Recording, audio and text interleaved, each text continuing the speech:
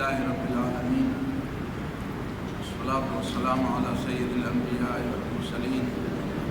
मुहम्मदिन नबील उम्मी व अला आलिहि व सहबिहि अजमईन। नंद इमाम अहमद इब्न हंबल रहमहुल्लाह सीरत इमाम अहमद इब्न हंबल नुम चिकल मखिल राशि मखिता मुशक्कत और तकलीफ कुर्बानी अजीमत इस्तिकामत दा इमाम अहमद इब्न हंबल द लफ्ज़ सरा और द नुम सरा तड़ले खबरी आम तौर पर दमुदा मर्जरी द अंग्रेज़ाना मुतासरीन द हंबल पज़ेबा ने हंबल वैन हंबल लफ्ज़ के ऐसे मुशक्कत और तकलीफ और मुसीबत खुदे खुदा लफ्ज़ हंबल खुद दे हंबल दे अरब दे और द बगदाद से के द इमाम शाफी रहमहुल्लाह और द इमाम अबू यूसुफ रहमहुल्लाह शागिर्द इमाम अबू यूसुफ रहमहुल्लाह शागिर्द इमाम शाफी रहमहुल्लाह शागिर्द दास्तमा बल और ज़वेली यहया बिन कसीर यौलि मुहद्दिस दे आगा यौजल दे वलिदो च द इमाम शाफी रहमहुल्लाह द अस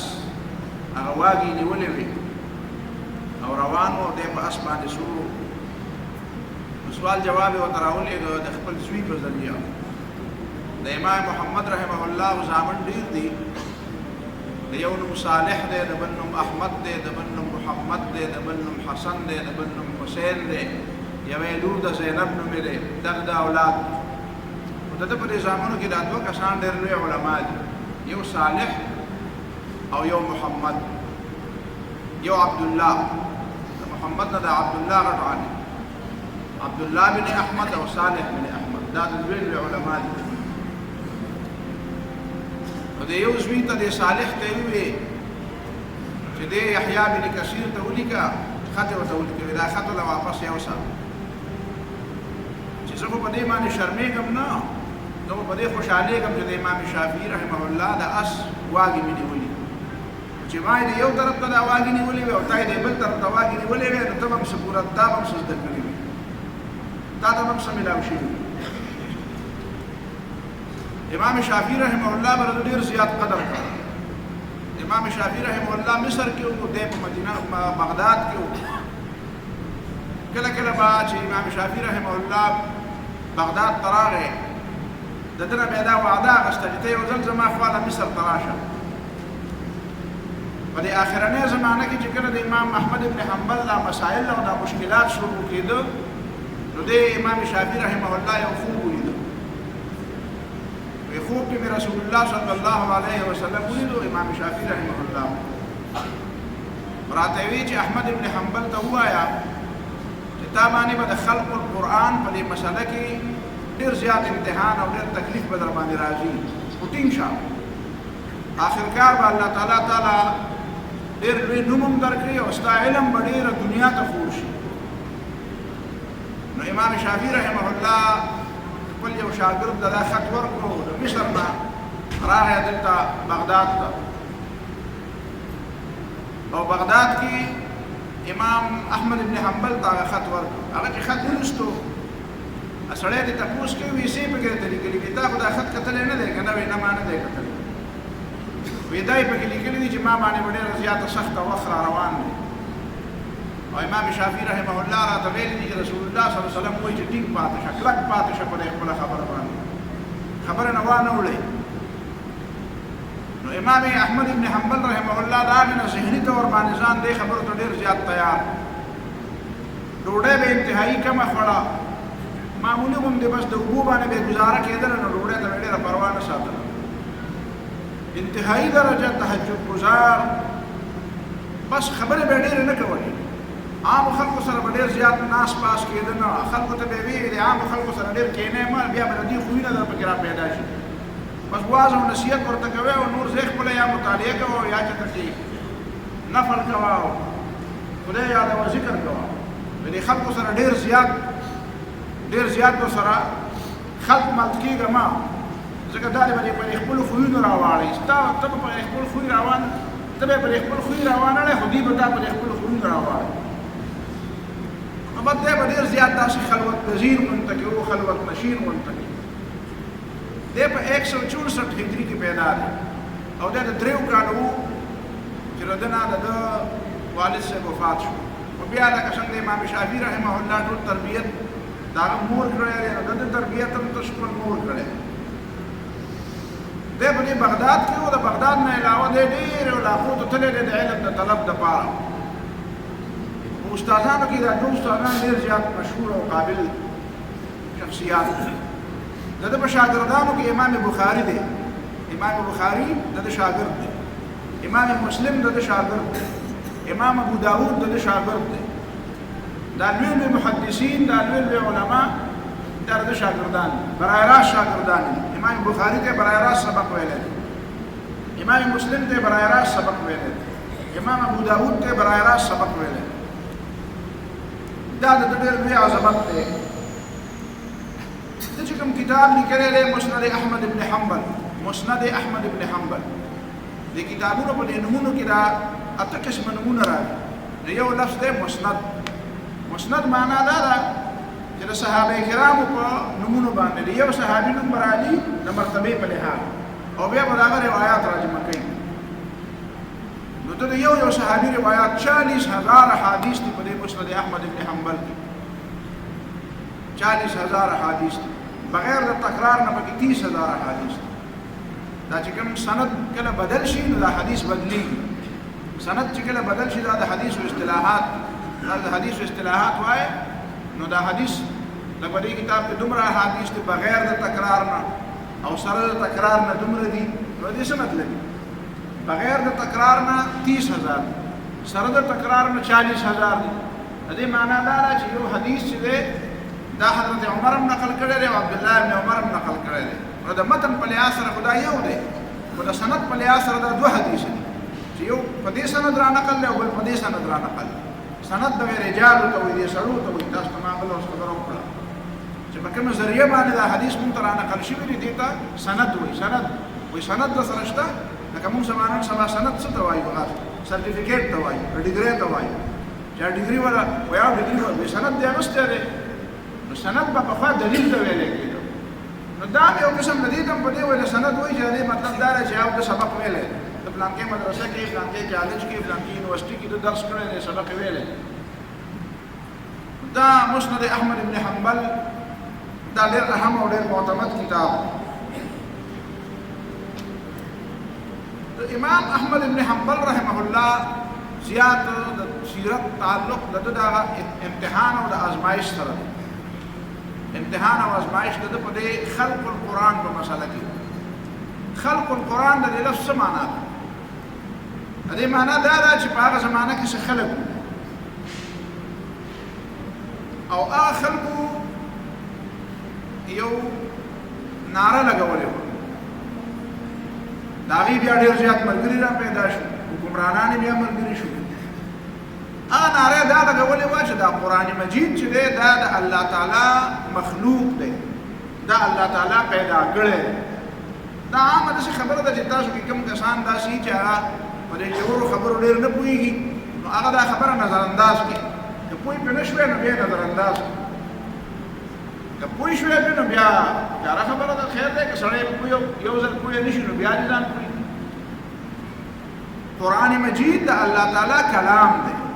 حقیقت کې دا عقیده ده چې دا د الله تعالی خبرې دي د الله تعالی صفت دی د الله تعالی کلام دی د الله تعالی صفت دی موږ ته الله تعالی د هدایت لپاره را لېږلی دی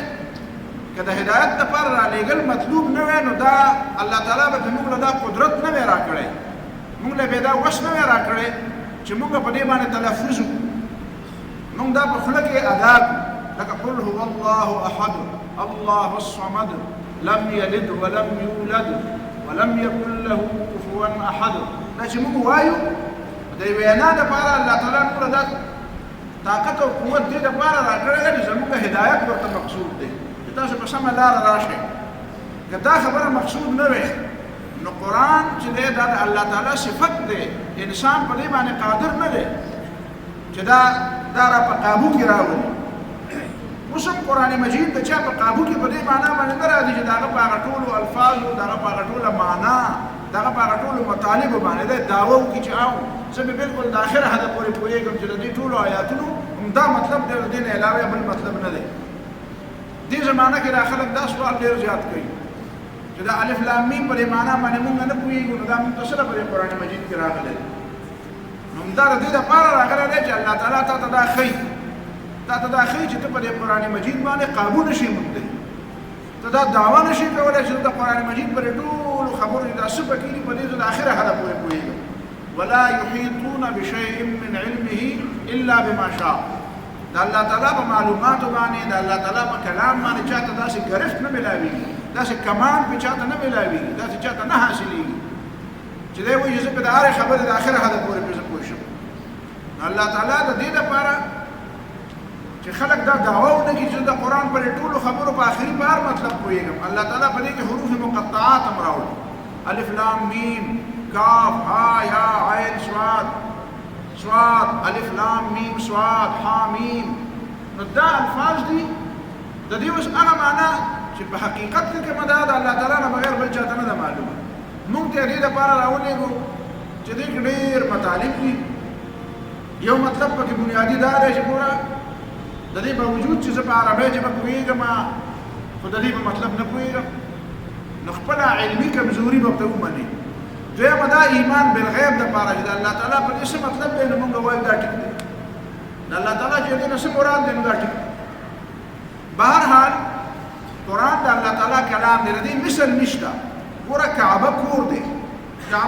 د دې ګټو نه جوړه ده په دې ځمکه باندې ده د کعبې دا دیوالونه د کعبې دا دروازې د کعبې دا ځمکه دا ټول مخلوق دی دا الله تعالی پیدا کړي پیغمبر څومره پیغمبران چې الله تعالی را لېږلي دا انسانان دي دا مخلوق دي د هغې پلار د هغې نیکه د هغې قبیله د هغې قام د هغې د پیدایش تاریخ د هغې قبر د دې پته لګي دا مخلوق دي په دې ټولو کائناتو کې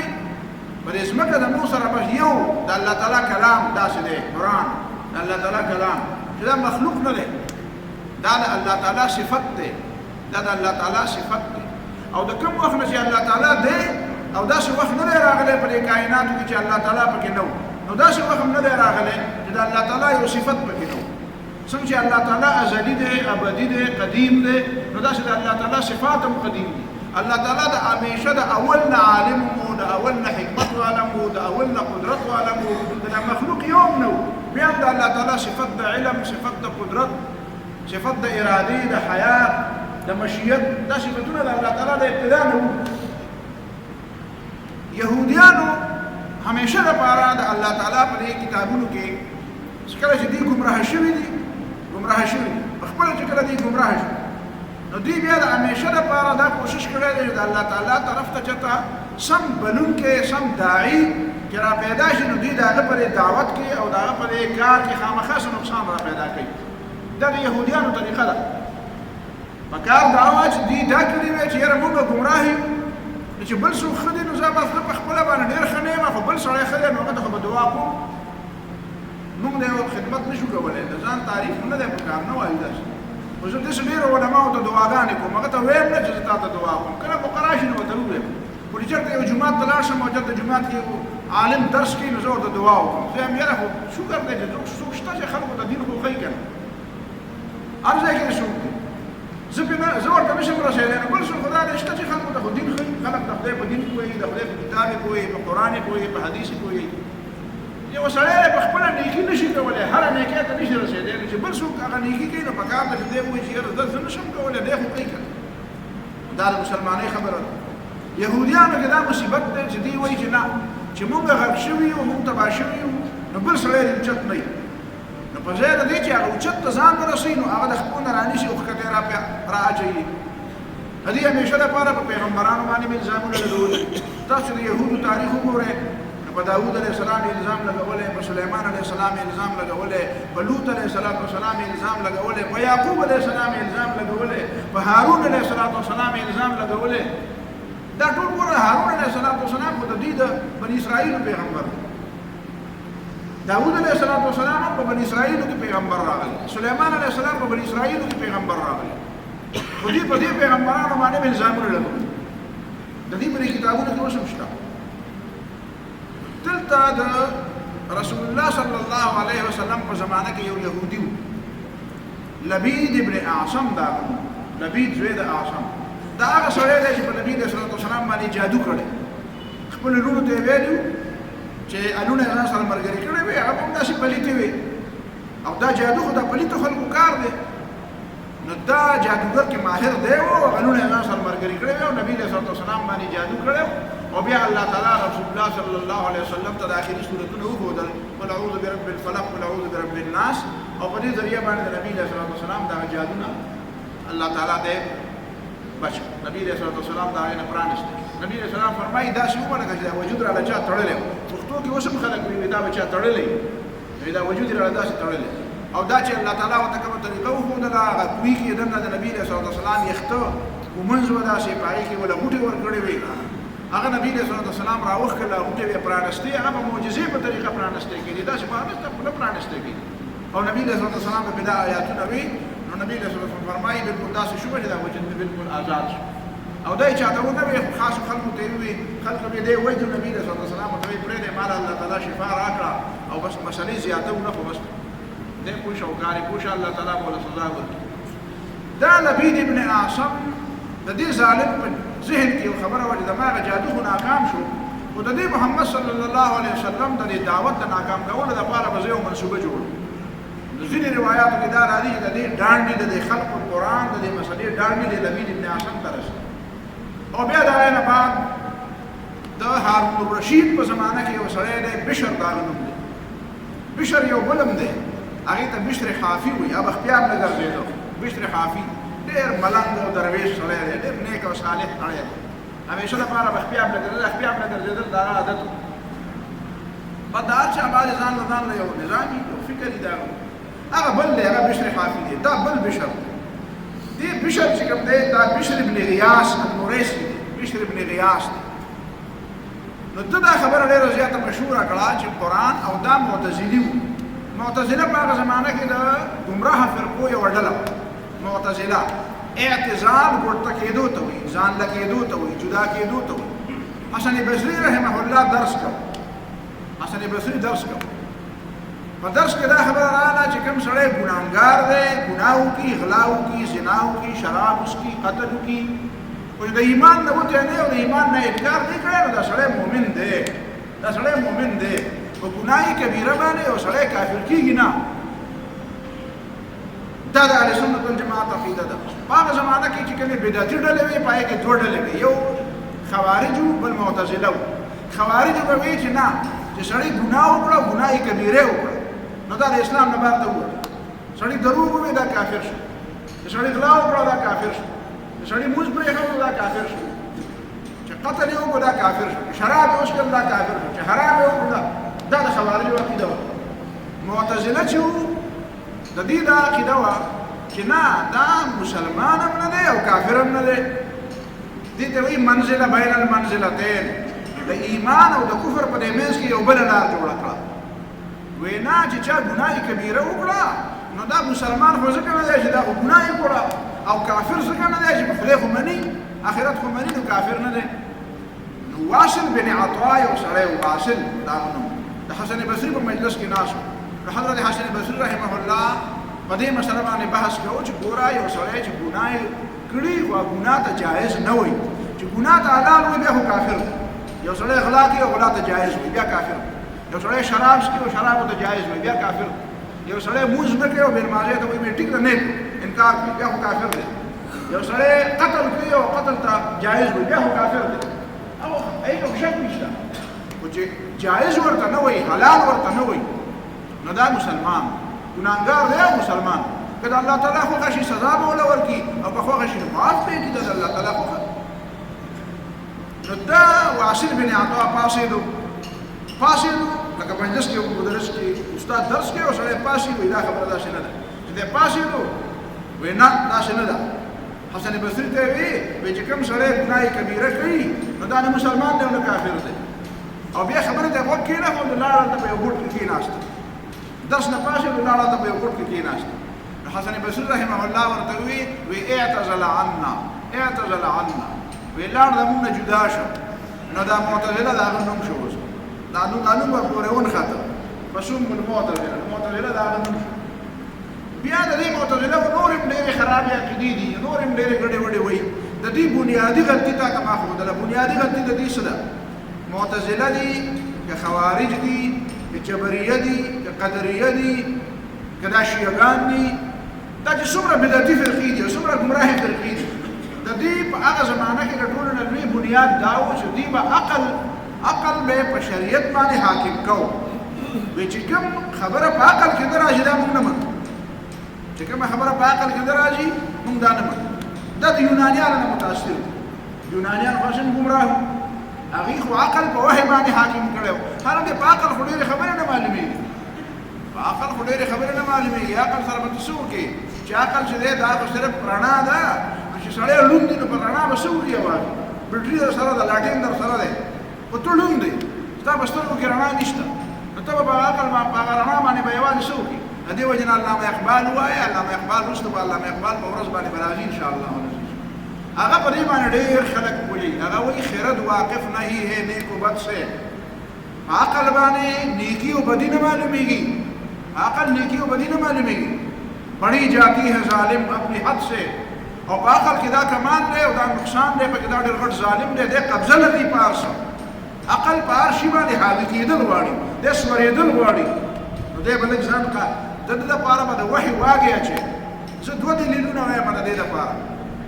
چې عقل چې دی دا کافي نه دی یو دلیل زه دا ویم خلکو نه تپوس کوم انګرېزانو نه مې تپوس کړی تاسو ته ما یو ځل دا ویلي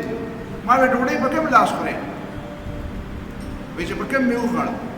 ما استنجا او صفایي او په پوزه کې کوم لاس وی وی چې کوم مې پکې وګو ما چې کوم دی اوس په استنجا کې استعمال کوم په پوزه کې دی او دا اوس په خولې کې وی نو بدې نه ښکاري وی او بدې خو ښکاري وی څه به کوو وی ته څه کوې ما زه دا کوم چې زه په ښي لاس باندې همیشه ډوډۍ خورم دې باندې صفایي نه کوم او په ګس لاس باندې همیشه صفایي کوم په دې باندې ډوډۍ نه خورم تا که دا د عقل خبره وی د اوسه پورې تا انګرېزان تاسو ډېر زیات هوښیاران یې اوس په دې مجلس کې هم دا وایم ته سینه وډبوه په ټوله دنیا کې وایي چېرته یو فرانسیسي یو جرمني یو یوناني یو انګریز یو امریکني چېرته د اوسه پورې په کتاب کې دا ولیکل چې هلکه خدای مو وبخه داسې کوئ تاسو اوسه پورې غلط شوي د خوراک دپاره ځان له لاس استعمالوئ او د استنجا او د صفایه دپاره ځان له لاس استعمال اوسه پورې دا کار وکړو چېرته حالانکه نبي علیه الصلاة والسلام 1400 کاله مخکې خلکو ته ویلي نو پیغمبر ځکه ویلي دي خلکو ته بچي ته ځکه ویل چې یا بنیه سم الله بچیه د الله نومله وکل بیمینک په ښی لاس خوره وکل مما یلیک او چې درته نږدې هغه خوره نو دا خبره پیغمبر ځکه وکړه چې دا په عقل نه معلومېده که دا په عقل معلومېدی نو اوسه پورې به دا په عقل معلومه شوې وي دویم به ته زه یو ساده مثال ویم مخکې مې یو ګران مثال په ذهن کې راغلی خو بیا مې ساده مثال په ذهن کې عقل په هر یو څیز کې کار نه کوي عقل ډېر څیزونه داسې دي چې هغې کې کار نه کوي زه دا مثال ویم زه یم ګوره سایکل چې دی که نه سایکل کې چې بریک نه وي ته به پرې سور شي او چې سور شي بیا نو څه چل به کېږي بیا یا به تا خرابوي یا به بل سړی وي نو په سایکل لپاره بریک پکار دی بیا دا عقل د سایکل نه ډېر زیات مضبوط دی عقل د هاتي نه هم ډېر مضبوط دی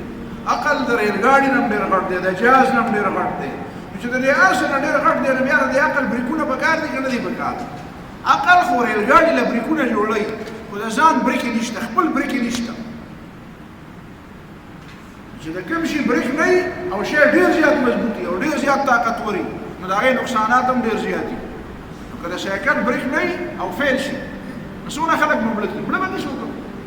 خو د ریل ګاډي بریک نه وي او چې د بس بریک نه وي او د سپینر او د ټرک بریک نه وي نو په ډېرو خلکو به ورشي تباهي به نو د دې عقل بریک کوم یو دی زه د خلکو نه دا تپوس کوم د دې عقل بریک راته وښایه که د دې عقل بریک وی نو دا چې کوم خلک چې په عقل کې څه راځي او هغه وایي نو دا به ګمراه کېدی نه ده به ویلی دی خپل عقل به ورته ویلی چې نه نه نور مخکې مه ځه عقل ورته وایي مخکې ځه عقل وایي نور هم مخکې ځه وایي ته خو تللی شې نور هم مخکې ځه نو غږ برګې کېږي خبره دار بنیادی تور چې عقل چې دی دا د هرې مسلې حل نه دی د ډېرو مسلو حل خو دی خو د هرې مسلې حل نه دی په دې عقل د پاسه یو حاکم پکار دی او هغه حاکم داسې پکار دی چې عدله بریکونه ونیسي چې دی کوم ځای کې ځي ورته وایي نه دا کار دی غلط دی نو شریعت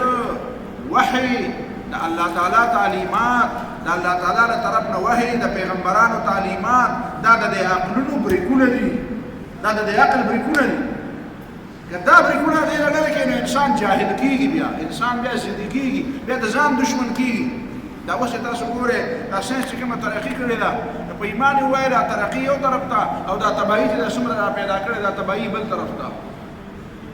دا تباهي نه ته خبر نه ده څومره تباهي را پیدا کړې ده نو دا بنیادي خبره نو دې معتزله او د دې خوارجو د دې ګمراه فرقو غلطي بنیادي دا وه چې دوی به وي چې هر یو شی به د الله خبره هم په عقل تلو د پیغمبر خبره هم په عقل تلو یا لکه د پیغمبر خبره خو په خپله ترازو دی په دې دوکاندار سره چې کوم هغه کیلو وي که نه کیلو نو په هغې خو به تا د ټماټر وتلي اوس تا ټماټر را په شا کړي دي او ته وایې زه که ستا دا کیلو تلم نو هغه به وایي چې کیلو به ته څنګه تلې ټماټر ته معیار ستا سره دا ټماټر دی دا څنګه معیار دی دا خو معیار دی دې باندې خو مهر لګېدلی دی دا خو سرکار مقرر کړی دی پخوا سیرو اوس کیلو دی دا خو معیار دی په دې به دا باقي څیزونه تلو پته به یې لګي چې دا ډېر دی او که کم دی نو ستاره دی غوټې څه معیار دی تا سره دا ګټه سره د دې څه معیار دی دا په دې ګټه باندې تا څه شی تللی دی څه معیار دی نو ګوره قرآن او سنت په خپله تله ده په دې به بل شی تلي خو دا په خپله به نه تللی کېږي تلې خلک نه تلي تله باندې بل شی تللی کېږي نو دوی به د عقل نه دا خبرې اخیستې وي نه دا خبره داسې بیا د دې یهودي دا نبید ابن اعصم چې و د ده او د دې یونانیانو د دې فلسفې او د دې معتزله او د دې عقل زدګۍ دا عقل زده و عقل زده پېژنې که نه عقل چیچلي عقل ګزیده عقل چیچلي نو دوی یو تصور جوړ کړو چې راځئ د دې قرآن نه او د دې حدیث نه او د مسلمانانو نه خو په بله طریقه نه خلاصېږو خو دا ورته ووایه چې دا قرآن مخلوق دی نعوذ بالله دا مخلوق دی او څنګه چې مخلوق کې بدلي راتلی شي دا ته مایي کعبه مخلوق ده که نو کعبه د ابراهیم علیه السلام په زمانه کې یو شان جوړه ده او دا اوس چې جوړه ده نو دا بدله ده دا د ابراهیم علیه السلام دا په شان نه ده جوړه دې سره چې دا دې خوا کوم حقیق دی دا خالي ځای دی ورسره تاسو دنیا یې کړئ الله دې موږ تاسو بار بار بوزي نو دا چې کوم دا بار ځای ورسره دی دا خو د ابراهیم علیه السلام په زمانه کې په کعبه کې دننه اوس چې دا د بار دی د ابراهیم علیه السلام په زمانه کې دا دروازه چې کومه وه دا دوه وې یو دلته دروازه او یو شاته دروازه وه دلته اوس یوه دروازه ده د ابراهیم علیه السلام په زمانه کې دا دروازه دومره اوچته نه وه دا د ځمکې سره لګېدلې وه دا به دومره اوچته ده دا دومره تبدیلۍ پکې راغلې دي ځکه چې دا مخلوق دی نو وایي چې په دې قرآن مجید کې هم تبدیلۍ وکړې چې دا ورته وایي چې دا مخلوق دی نو وایي چې هلکه دا کومه خبره پکې زموږ نه ده خوښه لکه زموږ په دې زمانه کې دا کوم خلک دي یا د نبي علیه السلام په زمانه کې بعضې کسان وی به دا زمونږ نه ده خوښه دا خبره دې لرې کړي دا یوه هم نه ده خوښه دا دې لرې کړي نبي علیه السلام ته به وي چې ایت بقرآن غیر هذا او بدله یا بل قرآن راوړه یا دې کې څه لږه تبدیلي وکړه ته خو ټولې په موږ باندې خپلې منې څه پکې زمونږ مو منه دا دعوتو د دې معتزلو دا دعوتو د بشر ابن غیاث دا دعوتو د احمد ابن ابي داود چې دا په هغه زمانه کې ډېر سرګرده شیطانان دوی به دا خبره کوله د هارون الرشید په زمانه کې دا خبره راښکاره شوه ابو یوسف رحمه الله په زمانه کې د هارون الرشید په زمانه کې هارون الرشید اگر چې هغه هم بادشاه خو نسبتا د امام ابو یوسف رحمت الله علیه په تربیت کې پاتې شوی نو هغه قسم وخوړو وایي که دا بشر ما له په لاس راغی که نه دی به زه په خپل لاس وژنم دی په جلادانو یې نه وژنم وایي که دی ما له په لاس راغی دی زه په خپل لاس وژنم دا خو ډېر غټ ظالم دی دی په اسلام کې ډېر زیات ستونزې را پیدا کوي نو دا بشر چې دی دا پټ شو چېرته لاړ پټ شو هغه زمانه خو داسې نه وه په دې زمانه کې د سړی پټ شي نو څنګه به یې راښکاره کوي په هغه زمانه کې خو بس نو دی 20 کاله پټ او پټ به کار کوو زه ځان له ملګري را پیدا کول نو دا احمد ابن ابي داود هم دا را پیدا کړی دی دا چې بیا د مامون په زمانه کې ډېر لوی رزیل او ډېر بې ذلیل انسان او ډېر بې شیطان انسان دا د ده شاګرد یو قسم بیا چې کله د هارون الرشید زمانه راغله او د امین زمانه راغله د ده زوی امین دی نو امین د ده نه پس بادشاه شو نو هغه د هارون الرشید په لاره باندې روان خو د هغې نه بعد چې د مامون زمانه راغله مامون الرشید دا د هارون الرشید دویم نمبر زوی دی چې بادشاه نو د ده زمانه چې کله بیا راله نو دا د باندې د کار کړی د چا په ذریعه باندې تا ته ما بله ورځ مې وویل چې دا شیطانان خلک په اوسنۍ زمانه کې دا څومره بېدینه خلک چې کوي دا په دې ایلیټ کلاس باندې کار کوي دا په دې کلاس باندې کار کوي او ته پته لګي چې هلکه دا فلانکی سړی به سبا راوچتېږي هغه په دې میدان کې به رامخې ته کېږي دی به په دې میدان کې راوچتېږي نو دوی د مخکې نه هغې سره باقاعده کار شروع کړي په هغې باندې باقاعده کار شروع نو هغه د خپل فکر سړی کې بیا هغه ته یو منصب میلاو شي یو عهده ورته میلاو شي یو قوت ورته میلاو شي بیا هغه عهده هغه منصب او هغه کلیدي عهده هغه د هغه خپل شیطانت دپاره استعمالوي نو کار کې لګیا دي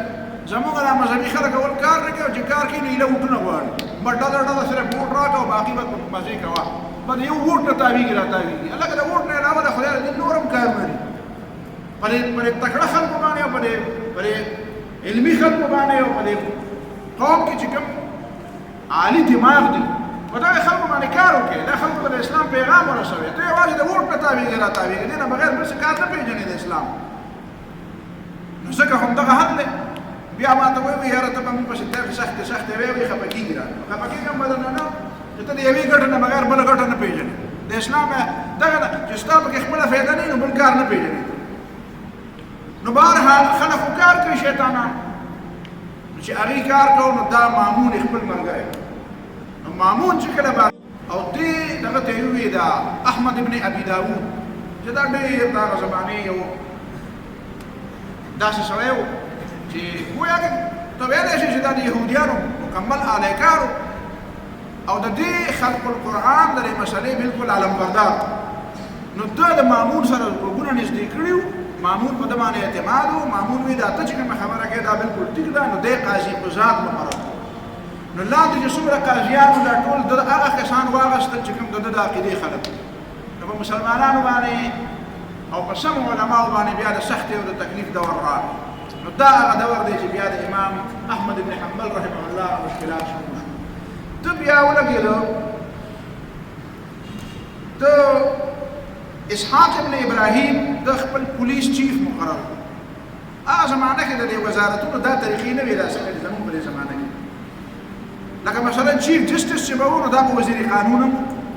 پولیس افسر چې به و نو دا به مطلب دا ده چې څومره مسائل چې به څه وو نو دا به ټول بولي سولي اختیارات به ټول د ده په لاس ګرفتارول او سزاګانې ورکول او کوړې ورکول ټول به د ده په اختیار کړو جیلونه به ټول د ده په اختیار کړو دا ټوله کیسه به د ده په اختیار کړو نو دا اسحاق ابن ابراهیم ته د مامون حکم وکړو چې په بغداد کې چې څومره لوی لوی علما دي نو نمونه یې ورته واغېستل وې دا علما ټول راول او کېنه او دینه اقرار واله لیکل ته واله چې قرآن دا د الله تعالی کتاب دی خو د الله تعالی مخلوق دی دا د الله تعالی کلام نه دی دا قرآن مخلوق دا لیکل ته واله د دې خلکو په هغې کې اووه علما داسې چې هغې خو په دې پوه شو یاره جي وژنې مو او هغه کومې سختې چې امام مالک تېرې کړې وې او امام ابو حنیفه تېرې کړې وې خو موږ نشو تېرولی وی یاره جي چې تاسو څه وایې بس موږ در سره ملګري یو بس موږ پرېږدی موږ به دې خلکو ته واعظ او نصیحت کوو خلکو به دې تپوس وکړي تاسو څه چل وکړو وی یاره جي تقیه وکړم په دې خبره لږ ځان پوهېږئ دا بعضې کسان په بعضې خبره باندې دا تقیه صرف په شیعګانو پورې اړي شیعګانو نه علاوه په زمونږ په سنیانو کې هم بعضې خلک د دې قایل دي باقاعده سنیانو کې هم بعضې قایل دي لکه د امام احمد ابن حنبل تاریخ لپاره ته کوم کتاب رالی والا وګوره هر عالم ده امام احمد ابن حنبل ته کتاب هم لکه تقیه کړې وی کنه تقیه معنا دا ده چې په ښکاره یوه خبره وکړو او پټ به په زړه کې بل شي نو خیر دی ځان بچ را بچ کړه امام احمد ابن حنبل پسې به هم خلک راتله ورته یې وی ته هغې خبره ولې چې ځان بچ را بچ کړه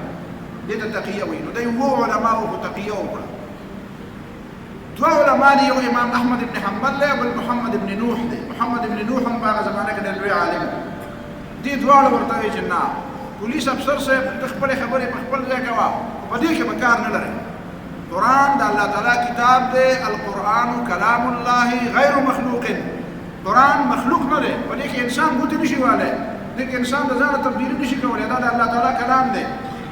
دا مخلوق نه دی د الله تعالی صفت دی نو بیا دې اسحاق ابن ابراهیم ولګېدو دې تعذیبونه شروع کړو سزاګانې وله شروع کړې حتی کې جیل ته واچول او 13 میاشتې پورې 2.5 کاله پخپو کې به بیړۍ پرتې وي جیل کې دننه به هم پخپو کې بیړۍ پرتې وي دا دواړه جیل بیا یې 10 میاشتې پس را خلاص کړو. په څه وجه را خلاص شوه تفصیلات ډېر نه وایم، خو تا ته صرف یو بریفلی دغه کوم چې دومره دی په ذهن کې خبره کېږي. بیا یې وایي چې مامون ما ته ویلي دي، خلیفه ما ته ویلي دا دواړه کسان مال راوله. او ولې ورته ویلي چې مال یې راوله؟ مامون هم لکه د هارون الرشید چې قسم خوړلی و چې که دا بشر ما ته میلاو شو، بشر ابن غیاث چې چا ویلي چې قرآن مخلوق دی، نو زه به دی په خپله توره وژنم، زه په جلاد نه وژنم. نو دا خبره به چېرته مامون ته رسېدلې وه چې زما پلار دا قسم خوړلی و، نو ته په دې قسم وخوړو. وایي دا احمد ابن حنبل که ما له مخې راغی دی زه به جلاد نه وژنم. وایي دا ما له راوله او قسم یې خوړلی و، وایي زما دې په الله قسم وي زه به دی په خپله توره باندې وژنم. نو امام احمد ابن حنبل ته دا خبره راورسېده او دلته پولیس افسر صاحب ورته وویل چې شاه اوس چې زه به دغه ته بادشاه ته به ځو مخامخ. دي دواړه روان دي او دلته امام دغه ورته وایي احمد ابن محمد ابن نوح رحمه الله د امام احمد ابن حنبل ته وایي چې ما خو داسې خبره اورېدلې ده چې دغه وایي د مامون وایي چې دا به وژنم. هغه به ما ته هم رارسېدلې ده، خو ته پروا مه ساته. ته به هم وینینې مامون او مامون به تا هم وینینې او نه به یې زه وینم او نه به ما ویني. نو امام محمد ابن نوح رحمه الله ورته وایي چې څنګه به مې نینې؟ خو ما ته وایي او دا پولیس روان کړي خو بادشاه له بوځي. هغه وایي ما ته خدای پاک اشاره راکړې ده او بیا د هغه په مخ کې پاڅېد او داسې پرې زنګونانو شو، داسې لکه سړی چې په زنګونانو پاسي داسې ودرېد او لاس یې اوچت کړ. وایي خدای پاکه وایي چې دا مامون خو د نن نه وانړی او نه ما ته شکل وښې او نه د ما شکل ده ته وښې. بعد دا دعا یې وغوښته او ده ته یې وایي بېغمه سمله بېغمه په ارام سمله سبا به ځو مامون به نه وي په دې دنیا کې. او چې سبا کېده د مانځه فورا مانځه سره دته یو سړی راغی ورته یې وایي جي مامون الرشید چې دی که نه هغه وفات شو د دنیا نه راغله. نو ده وایي الحمدلله زما دعا الله تعالی قبوله کړه. خدای خیال وي زموږ مشکلات او مصیبتونه کم شو. په مامون پسې معتصم بالله راغی. معتصم بالله د مامون نم ډېر زیات ذلیل وختم. نو مامون نه پس چې معتصم بادشاه شو دوی بیا راوغوښتل. چې دوی بیا راوغوښتل نو دربار کې دا قاضي قضات دا هم دغه کس دی د احمد ابن ابي داود. احمد ابن ابي داود د قاضي قضات دی څنګه چې د مامون قاضي قضات دا هم مخکې راوغوښتل. هغه ته یې وایي بحث کوئ، وایي قرآن مخلوق دی که نه دی؟ نو امام احمد ابن حنبل رحمه الله داسې نرمه غوندې انداز کې ورسره خبرې وکړې چې ګوره د الله نه یېرېدل پکار دي چې قیامت پورې سړی د کومې خبرې جواب نشي ورکولی، د هغې خبرې اعلان نه دی پکار. یوازې د خپل ځان ذمهداري نه ده، د نورو خلکو هم ذمهداري ده. نو داسې نرم انداز کې خبرې وکړې چې د خبرې ته غوږ کېښود او چې غوږ یې ورته کېښودو نو بیا ورته امام احمد ابن حنبل وایي چې قرآن د الله تعالی کتاب دی، مخلوق نه دی او د دې د مخلوق کېدو د عقیده دا غلطه ده او د کفر عقیده ده، د کفر لفظ وي. نو دلته د احمد ابن ابي داود بیا پاڅېدل. وایي ګوره خلیفه صاحب او بادشاه صاحب تا ته هم کافر وي او موږ ته هم کافر وي. وایي دغه دی نو، وایي د دې علاج بغیر د مرګ نه بل نشته. او بیا یې چغې شروع کړې او په دربار کې چې څومره علماو دا په تاریخ کې لیکلي دي اویا علما، اویا پوره په شمار 70 قاضیان او علما یک زبان پاڅېدو او ورته وایي چې امیر المؤمنین دا واجب القتل دی، د ده وینه توی ده، د ده مرګ واجب دی، دا فسادي دی،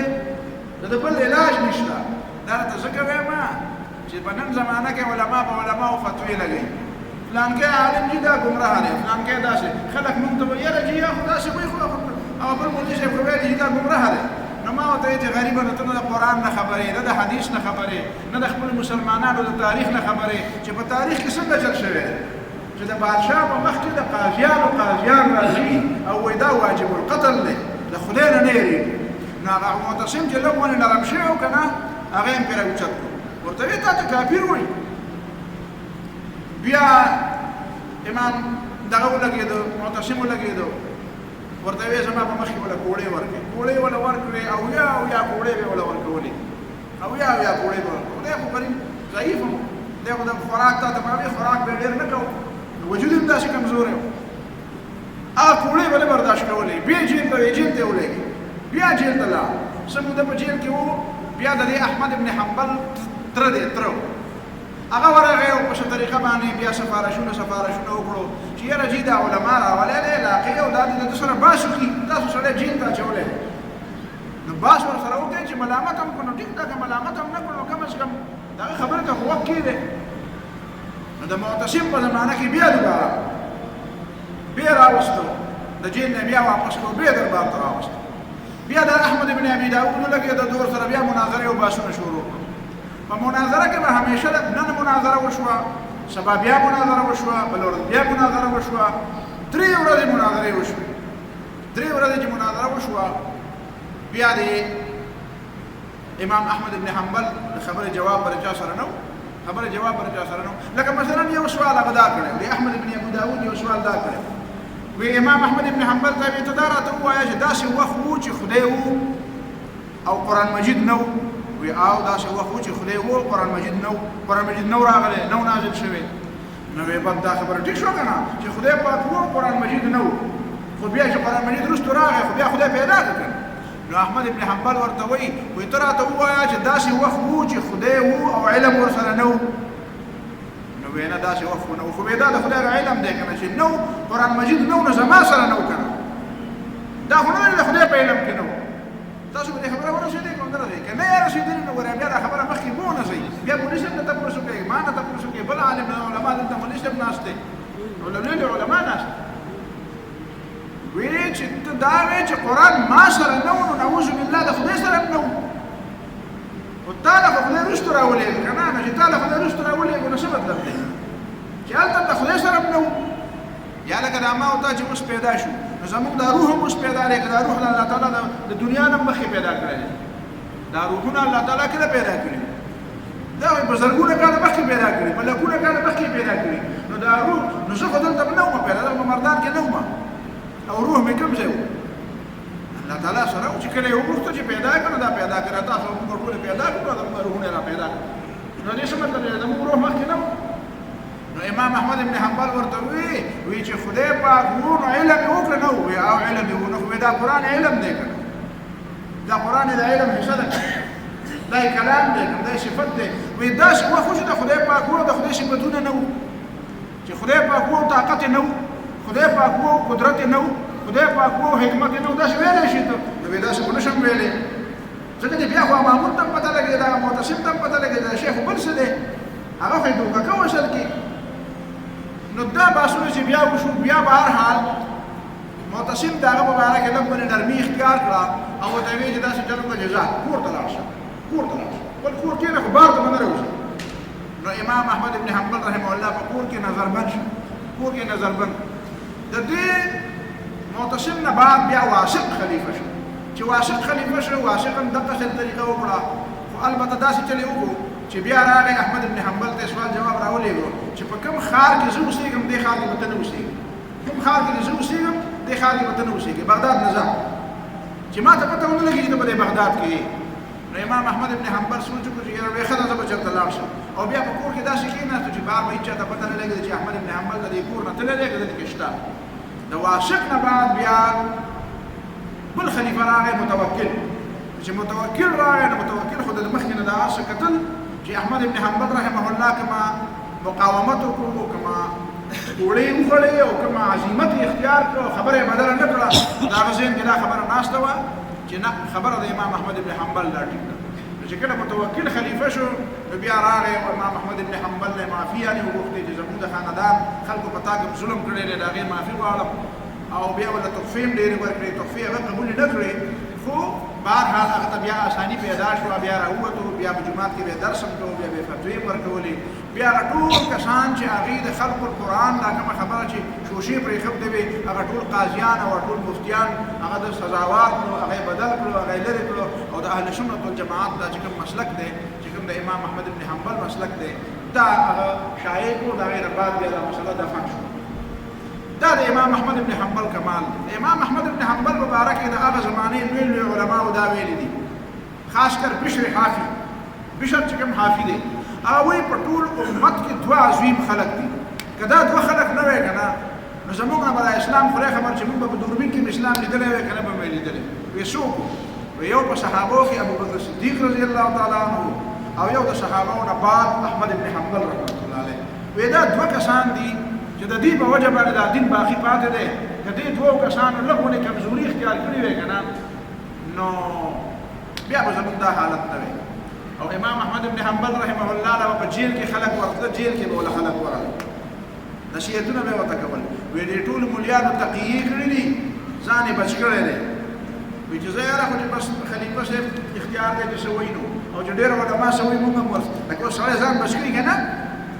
وی ته څه وایې؟ وی یاره چې خو دا ټول علما دي چې علما څه وایي، بس زموږ هم د علماو په نیت باندې نیت دی، نو بس په دې طریقه ځان بچ کړي.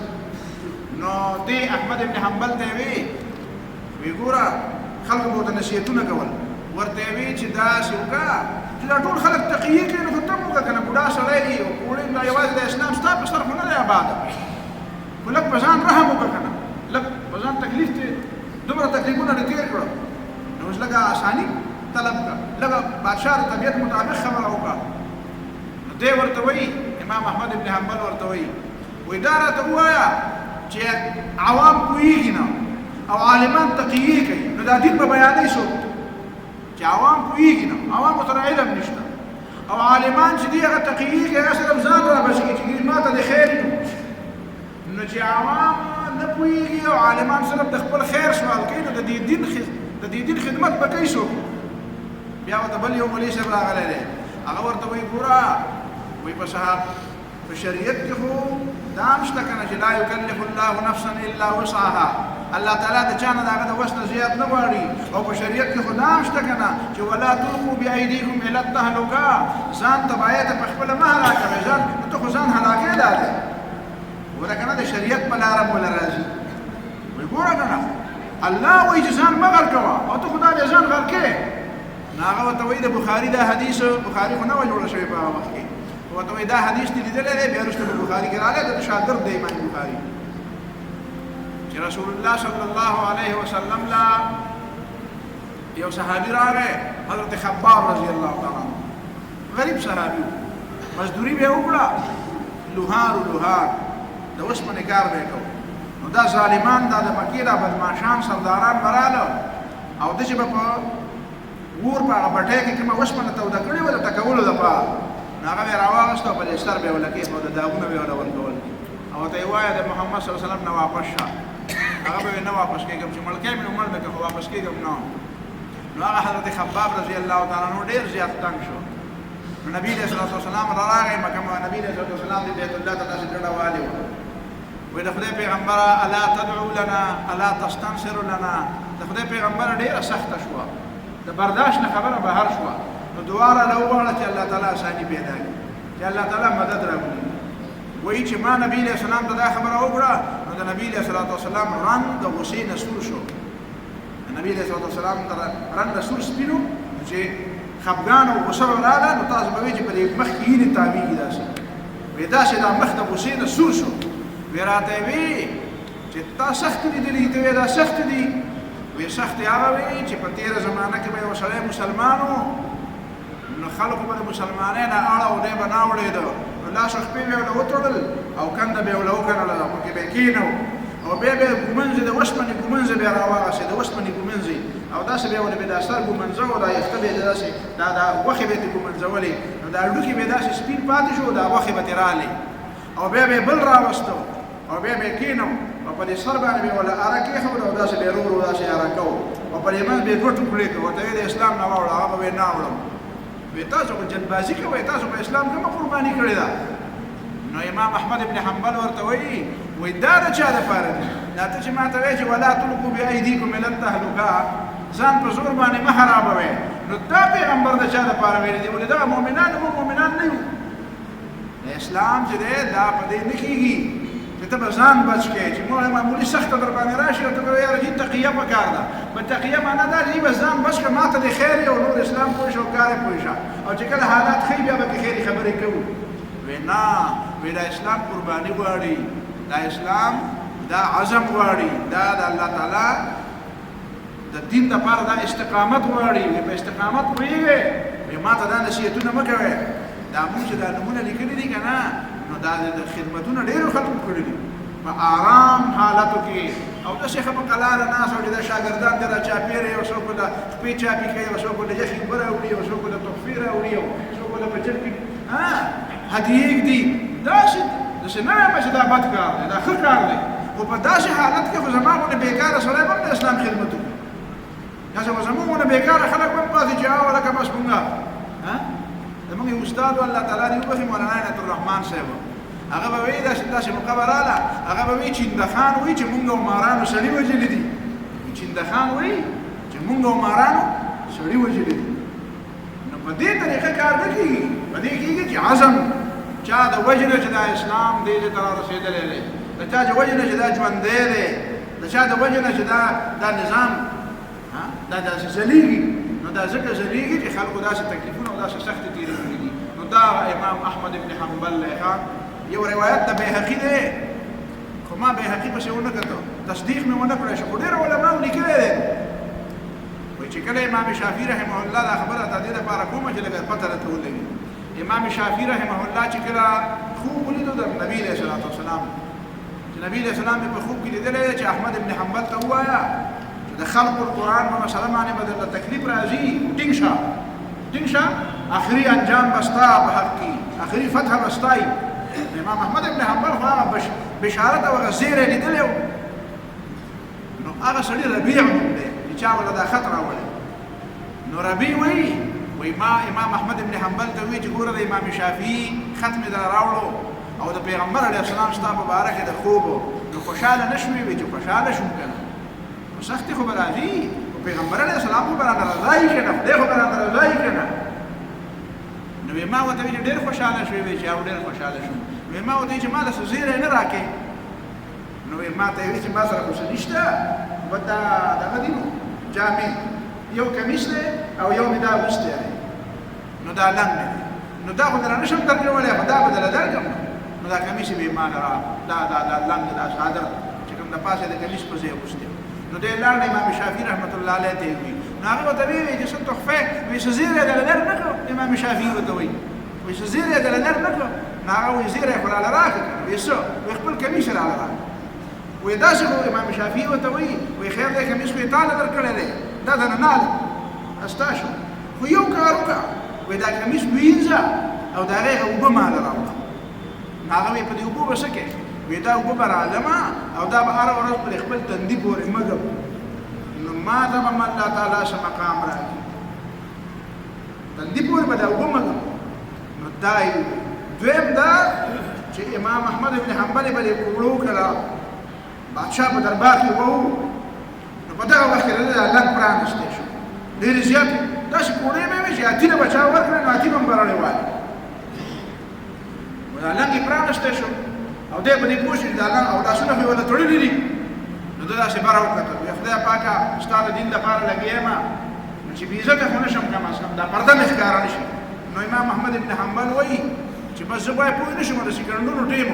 خو یا په دې پوه شم چې دا لنګ پرانستی کېږي او یا په دې پوه شم چې زما د دې وجود سره داسې وتړلی شو لکه تا به وایي چې مضبوطه غوټه وله چا ورکړې ده نو دا نښې الله تعالی دلته وکړو دې باندې دی دله استقامت هم ورکړو دله کلکوالی او دا د دغې خلکو هغه قربانۍ وي او دا د هغې خلکو قدر یې زده کول پکار دي د دې مشرانو قدر زمونږ جوانانو ته خو د کرکټیانو نومونه ټول معلوم دي د لوبغاړو نومونه ورته ټول معلوم دي او د هغه د تاریخ نه خدای ټولو نه خبر دی خو د خپل امت د خپل ملت او د خپل دین د هغې خلکو نه چې چا دا قربانۍ کړي دي او دومره کمال او الله تعالی ورله دونه مدد او مرسته هم کړې د هغې نه څوک نه دي خبر نو بهرحال دا پیغام عام کوي ښه اقول قولي هذا واستغفر الله لي ولكم ولسائر